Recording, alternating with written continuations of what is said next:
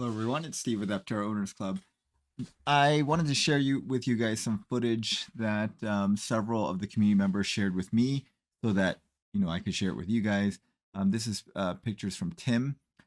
Tim was there kind of earlier in the day, and you can see actually Drew is there. Drew from Tailosif was there, and he was helping out the team by, I think, like timing people. People were standing in line to be able to sit inside for a few seconds and kind of get a feel for the Gamma vehicle. And you see quite a bit of a line here. I'll show you guys some other footage that shows you how big the line was. It was very popular, very well attended, and I think as it becomes even more obvious that when you are in the Aptera, you're going to draw a lot of attention. Okay, so this is the interesting thing that Tim sent me. Was there was a woman that came to the event who I guess is a rower, and she said it was very important that she be able to transport her oars, and her oars are 9.5 feet long, and she wanted to see if the oars would fit in the Aptera at 9.5 feet. So here we go. It's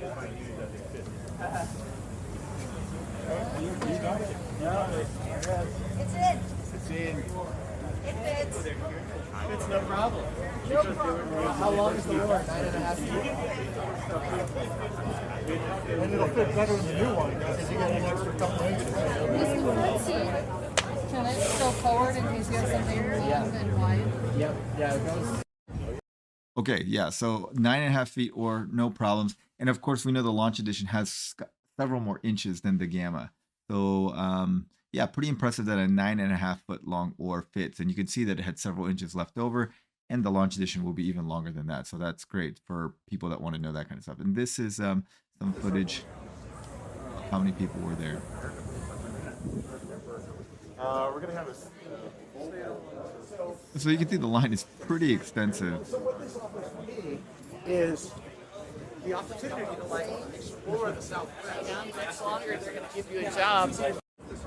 Well, I think that this is you can see Chris Anthony there talking to people, and I think Audra and Chris M were there as well, and they were all quite busy. And again, Drew from Tailosif was helping out record keep track of the time so that people didn't hog all the time inside the vehicle. All right, so I'm gonna get rid of that, and here is some footage from David. He was there kind of later in the day, I think. And so you can see even late into the night, there was still quite a crowd there. And here's Chris M giving people a ride. And here is a picture of the Bink later on. I think this is after all right, so this is the production intent seats. So they had the production intent seats. They weren't bolted down. I don't think they were allowing people to sit in them, but that you could feel the fabric and get an idea of the production intent seats, which are different than the seats in Gamma. And it looked like they're packing up, getting ready to leave. But they brought the Bank and they brought Gamma to both the battery event and the neon event. Now, the neon event was more for the community, and the battery event was more for investors. And I'll talk more about that in another video because I have some information about that.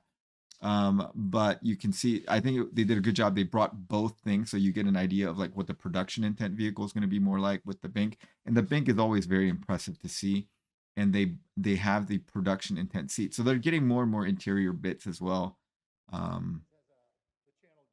So I think this is them getting ready towards the end of the day to pack up.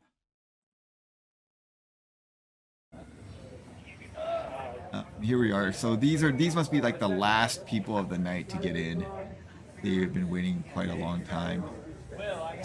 Yeah, well, there was someone who's super short, so that's why. You can see like all the swag is gone basically.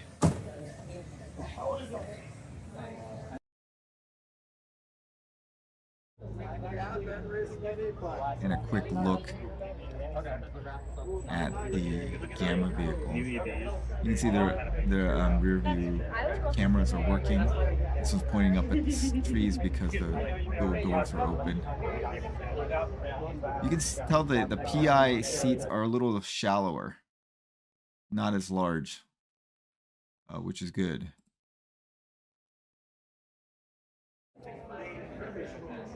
Okay, so here's the PI seats, and you can tell they're not as thick in the back.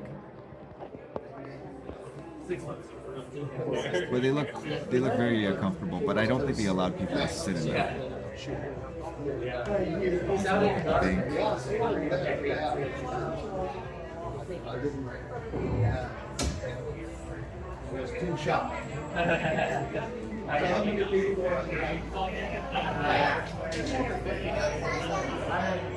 Pretty aggressively in the software. I think this tub is super impressive. Here's some shots of the underside of the bank. You can see the ribbing for the supports here. And another good shot of the underside here. This tub is really cool. And here's the bunk, the extra storage space here, and the cutout for the speaker. And I think these are just channels to give it some rigidity. Or there may be some other things that run in here. A shot of the seats. Yeah, so they have not been bolted down, so clearly they wouldn't have let people sit in them. You can see the high voltage wires go through here, and probably some low voltage interior wires go through these little channels. All right, and then finally there was people on Discord that shared some stuff for us. So this part you can just unbond and bond on a new piece.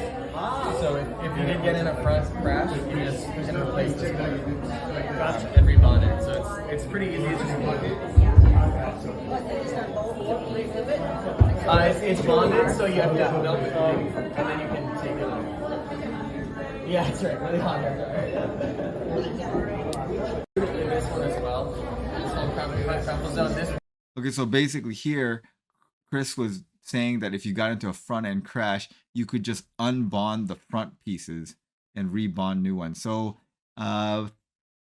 theoretically, there's some way to undo the bonding, be it with heat or some kind of chemical treatment, or maybe even a light treatment. So that seems to be what they're being told, is that you can unbond and rebond the pieces, so you don't have to total the vehicle if it's just the front seat, the front end, or a part of it. All right, and here we go. Here's another one.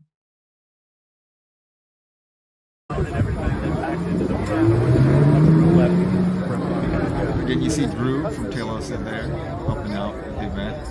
Really nice of him to go there and help out.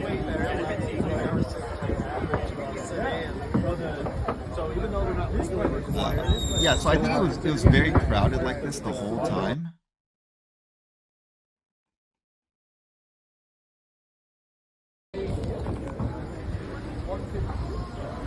Yeah, you can get a sense of the crowd here.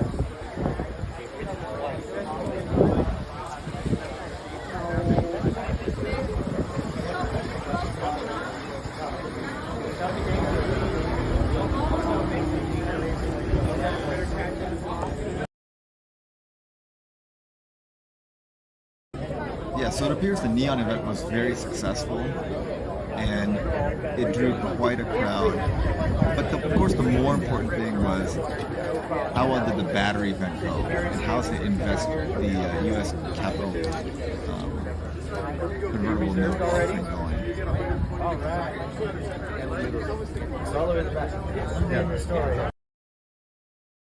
All right, so yeah, overall, this Neon event very successful, and drew a lot of interest. And I think what was cool is watching that 9.5-foot oar fit in there. We will talk about the battery event in another video. All right, thanks for watching, guys. Have a great day.